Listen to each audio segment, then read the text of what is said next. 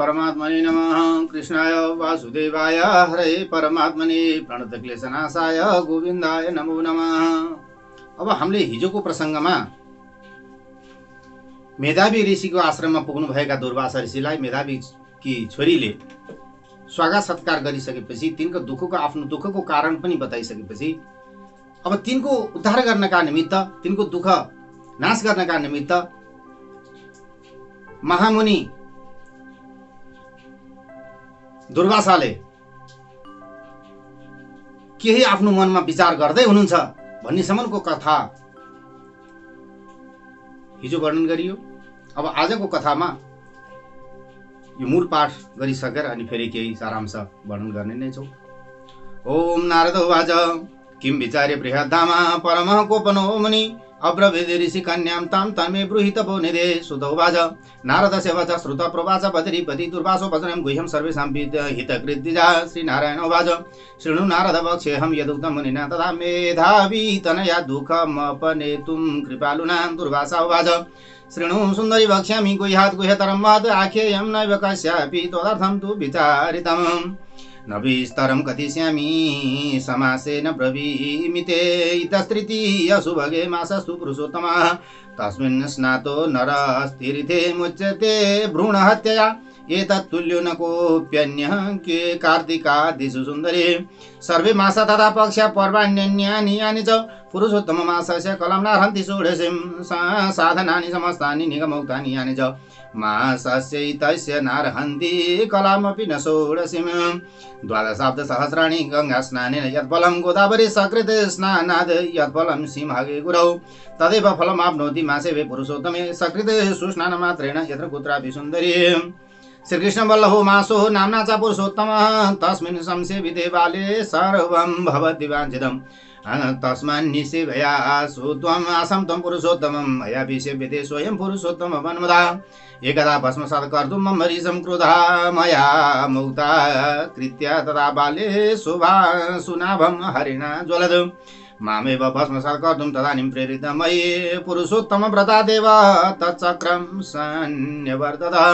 त्रैलोक्यं भस्मसात् कर्तुं समर्थं तच्च सुन्दरी मया किञ्चित् करं जातं तदा मे विस्मयो भवत् तस्माद् भजस्व सुभगे श्रीमन्तं पुरुषोत्तमम् इति ध्वमुनि शार्दूलो वीरनाम मुनिसुधां। श्रीकृष्णोवाच दुर्वासो वदनं कृत्वा श्रुत्वा बाला मूढधिया वदत् भाविना प्रेरिता राजन्सूया प्रेरिता सती। दुर्वासा मुनिश्रेष्ठं मनसि क्रोधसंयुता बालोवाच न मह्यं रोचते ब्रह्मन् यदुक्तं भवता मुने कथम् आगादयो मासा अकिञ्चित् करतां गता कथं कार्तिकमासं त्वमूनं वदसि तद्वद। वैशाखसेविता किं वा न दास्यति सुकामितं सदाशिवाद् देवा फलदा किं न सेविता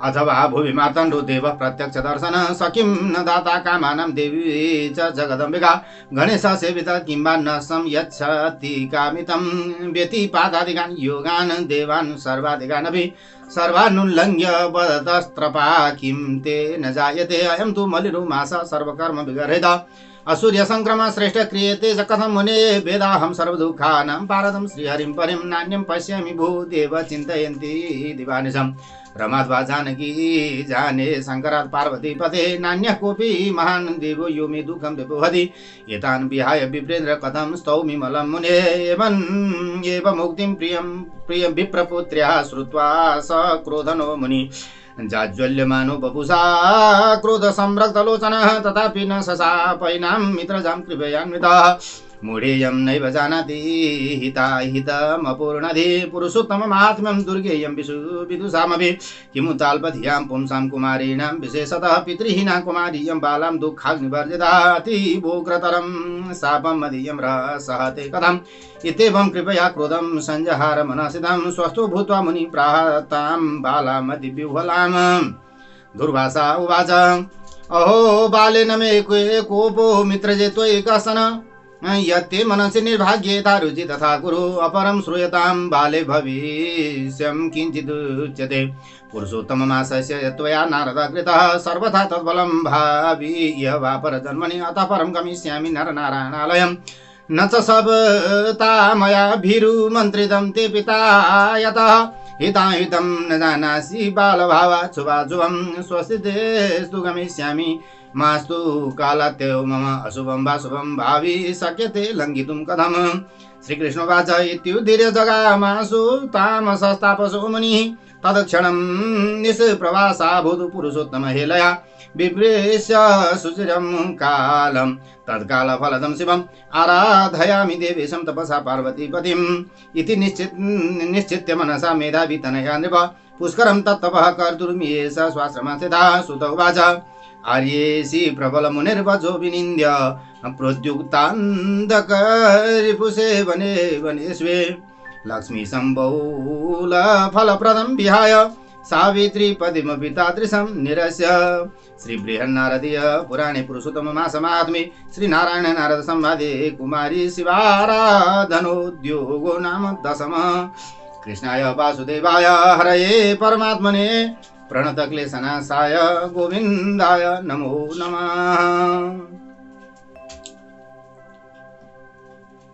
अब नारदजी नरनारायण भगवानसँग फेरि भन्न लाग्नुहुन्छ कि हे तपोनिधे, त्यस्ता महान तेजस्वी अत्यन्त क्रोधी मुनि दुर्वासाले केही कुरो विचार गरेर ती ऋषि कन्यालाई अब के भन्नुभयो त्यो सारा वृत्तान्त आज्ञा होस् भनेर नरनारायणसँग भन्नुहुन्छ नारदजी। यता सुतजी भन्दै हुनुहुन्छ नैमिषारण्य क्षेत्रमा शौनक आदि गरेका ऋषि मुनिहरूलाई कथा सुनाउँदै हुनुहुन्छ।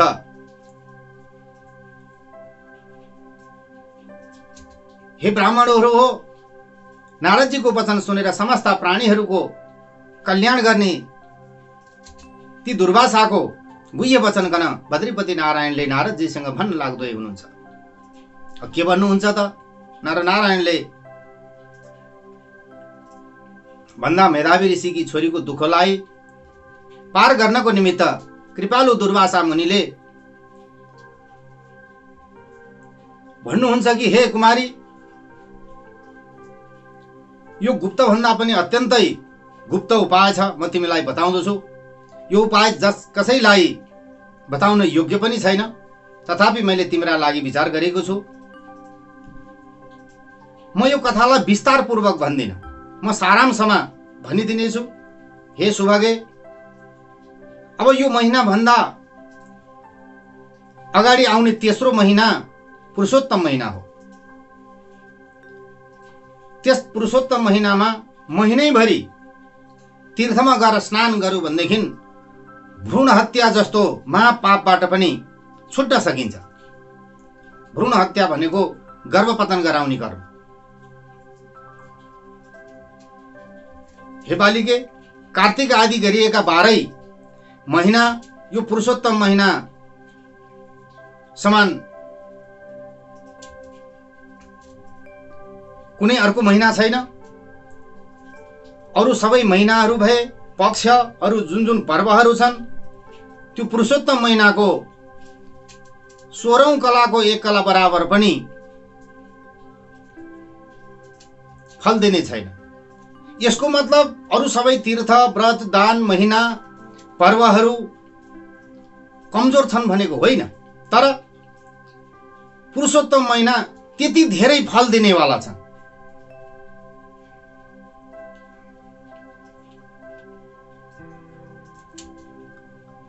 पुरुषोत्तम महिना परमपद प्राप्तिका लागि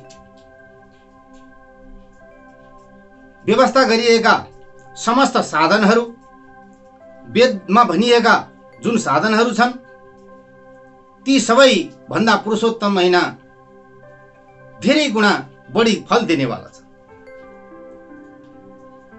12,000 वर्षसम्म गंगा स्नान गर्नाले जो फल प्राप्त हुन्छ,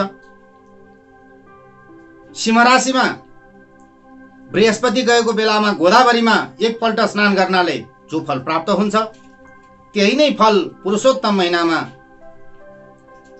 जुन कुनै पनि जतासुकैको पनि तीर्थमा गएर एकपल्ट मात्रै पनि स्नान गर्न सक्यो भने प्राप्त हुन्छ। हे कुमारी, हे बालिके, यो महिना श्री कृष्णको अत्यन्तै प्यारो महिना हो। नामले पनि पुरुषोत्तम भगवानलाई नै सम्झाउने पुरुषोत्तम नै हो। त्यस महिनामा त्यही नाम हुने पुरुषोत्तम भगवानको सेवा पूजा गरेर आफूले चिताएका सबै इच्छाहरू पूर्ण गर्न सकिनेछ। त्यसकारण त्यस पुरुषोत्तम महिनालाई तिमी चाँडै नै सेवा गर, त्यसमा व्रत गर। अब तेस्रो महिनामा आइरहेको छ, यहाँभन्दा अगाडि पुरुषोत्तम, यो अब आउने तेस्रो महिनामा आउने जुन पुरुषोत्तम महिना हो, त्यसमा म पनि पुरुषोत्तम भगवानलाई प्रसन्नतापूर्वक सेवा गर्नेछु। हे कुमारी, हे बाले, कुनै समयमा मैले क्रोधले अम्बरीश राजालाई भस्मीभूत पार्नका निमित्त एउटा कृत्या नामको जनी शक्ति छोडेको थिएँ र त्यसलाई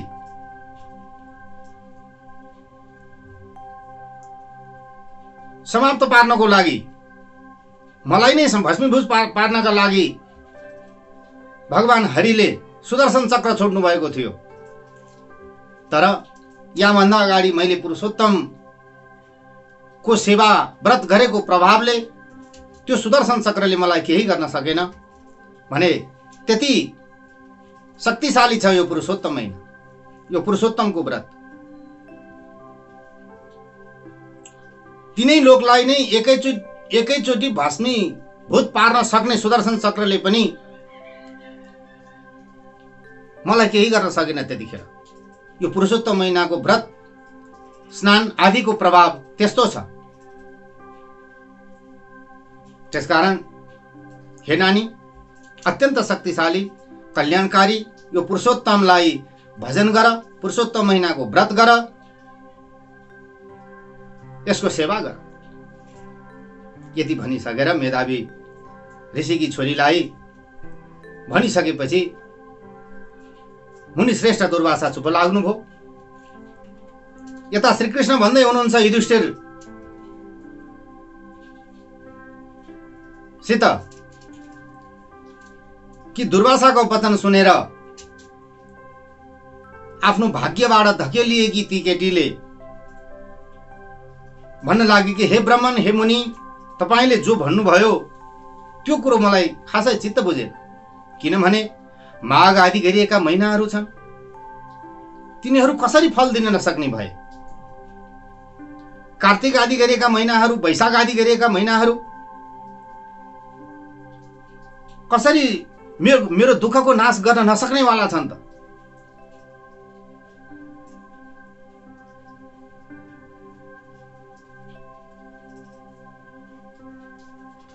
सेवा गरिएका शिव सदाशिवहरू भए, देवताहरू भए, के तिनीहरू फल दिन नसक्ने छन्? अथवा पृथ्वीमा प्रत्यक्ष देखिने देवता हुनुहुन्छ भगवान श्री सूर्य, उहाँले पनि इच्छित कुरा दिनुहुन्न? के जगदम्बिका भगवती भक्तको कामना पूरा गर्न सक्नुहुन्न? सेवा गरिएका गणेशजीले त्यो सबै कामना पूरा गर्न सक्नुहुन्न? विधिपात योगहरूलाई, सर्व आदि गरिएका देवताहरूलाई पनि सबैलाई उल्लङ्घन गरेर हजुरले यो पुरुषोत्तम महिनाको प्रशंसा गर्नुभयो। यो त अत्यन्तै मलिन हुनाले सबै शुभ कर्ममा निन्दित गरिएको महिना हो। हे मुनि, यो सूर्य संक्रान्ति नभएको महिनालाई तपाईले कसरी श्रेष्ठ बताइरहनु भएको छ? सारा दुःखहरूबाट पार गराउन सक्ने श्रेष्ठ श्री हरिलाई म जान्दछु। म उहाँकै हर दिन चिन्तना गरिरहेकी छु। म जानकीका पति श्री राम अथवा पार्वतीका पति श्री शंकर बाहेक अरू कसैलाई शक्तिशाली देख्दिन। हे ब्राह्मण श्रेष्ठ, मेरा निमित्त अरू कोही पनि ठूला देवताहरू छैन जसले मेरो दुःख नासिदिन्छ। यी सबैलाई छाडेर हे मुनि, कसरी तपाईँ यो मलमासको स्तुति र प्रशंसा गरिरहनु भएको छ? यस्तो किसिमको ती बालिकाको वचन सुनेर क्रोधी मुनि दुर्वासा क्रोधले जिनी राता राता आँखा भएका छँदा शरीरले जाज्जल्यमान भयंकर डरलाग्दा देखिँदा भए। तथापि दयाले मन पग्लिएका कृपालु उनले यो मूर्ख हो, यो बालिकै छ, अहिले पुरा बुद्धि पसेको छैन, आफ्नो हित के हो अहित के हो यो केही कुरा अहिले जान्न सक्ने भइसकेकी छैन, यो त उराउन ठ्याउली जस्तै छ। फेरि मेरो मित्र पुत्री पनि हो, मेधावी ऋषि मेरा मित्र थिए। पुरुषोत्तमको महात्म्य त विद्वानहरूले पनि जानि नसक्नुको छ भने यो थोरै बुद्धि भएकी यी बालिकाले कसरी जान्दछे? अझ विशेष गरेर बाबुआमा नभएकी, शोक रूपी दुःखमा डुबिरहेकी यो कुमारी बालिका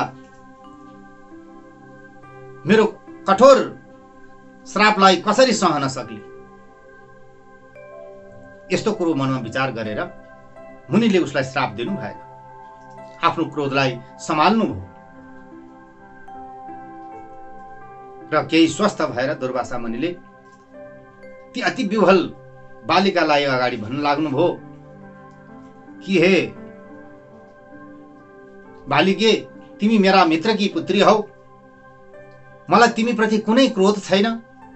हे भाग्यहीन बच्ची, तिम्रो मनमा जे गर्न इच्छा छ आफू गर, आफ्नो रुचि अनुसार नै गर। हे बालिके, अर्को एउटा कुरो सुन, तिम्रो भविष्यको बारेमा म केही बताउँदछु। तिमीले पुरुषोत्तम महिनाको जुन अनादर गर्यौ त्यसको फल त तिमीलाई यस जन्ममा होस् अथवा अर्को जन्ममा होस् अवश्य पनि मिल्नेछ। अब म नरनारायणको आश्रममा जान्छु। हे नानी, तिम्रा पिता मेरा अति मित्र थिए, यसै कारण मैले तिमीलाई कुनै किसिमको त्यस्तो अहित हुने कुरा म गर्दिन, म कुनै त्यस्तो श्राप दिन। तिमी बाल स्वभावको कारणले गर्दा आफ्नो शुभ अशुभ जानिरहेका छैनौ, जान्दिनौ। चाहे शुभ होस् चाहे अशुभ होस्, हुने कुरालाई कसैले पनि टार्न सक्दैन। मेरो पनि समय बेकार नबितोस्, तिम्रो कल्याण होस्, म जान्छु। त्यति भनिराखेर दुर्वासा मुनि त्यहाँबाट जानुभयो। यता श्रीकृष्ण भगवान भन्दै हुनुहुन्छ युधिष्ठिर आदिहरूसँग कि हे युधिष्ठिर, यति भनिसकेर क्रोधी दुर्वासा मुनि त्यहाँबाट जानुभयो र उहाँ जाने बित्तिकै पुरुषोत्तमलाई अपहेलना गरेको प्रभावले गर्दाखेरिमा तत्क्षणम निष्प्रभासाभूत पुरुषोत्तम हेलाया न्याच। पुरुषोत्तम भगवानलाई हेला गरेको कारणले गर्दाखेरिमा प्रभारहित यानी तेज रहित हुन पुगिन्ती कन्या। त्यसपछि धेरै बेरसम्म सोच विचार गरेर निश्चय गरी कि अब म तुरुन्तै फल दिनेवाला देवताका पनि देवता पार्वतीका पति शिवजीको आराधना गर्नेछु भनेर त्यसतर्फ लाग्ने भइन्। शिवजीको आराधना गर्दै भइन्। हे राजन, ती मेधावी ऋषिकी छोरीले भगवान शङ्करकै कठोर तपस्या गर्छु भन्ने मनमा निश्चय गरेर तपस्या गर्न चाही। सुतजी यता भन्दै हुनुहुन्छ सौनक आदि गरेका ऋषिहरूलाई नैमिषारण्य क्षेत्रमा कि धेरै फल दिनेवाला भगवान श्री विष्णु ब्रह्मा शिवजी मध्ये शिवजीको शङ्करजीको तपस्या गर्नमा डटिरही भनेर सुतजीले सुनाउनु ऋषिमुनिहरूलाई सुनाउनु भएको सम्मानको कथा यस अध्यायबाट वर्णन गरियो। श्री हरे नमः। कृष्णाय वासुदेवाय हरे परमात्मने प्रणतक्लेशनाशाय गोविन्दाय नमो नमः। अब भोलि यस पुरुषोत्तम मास महात्म्यको 11औं अध्याय लिएर म उपस्थित हुने नै छु। हस्, नमस्कार।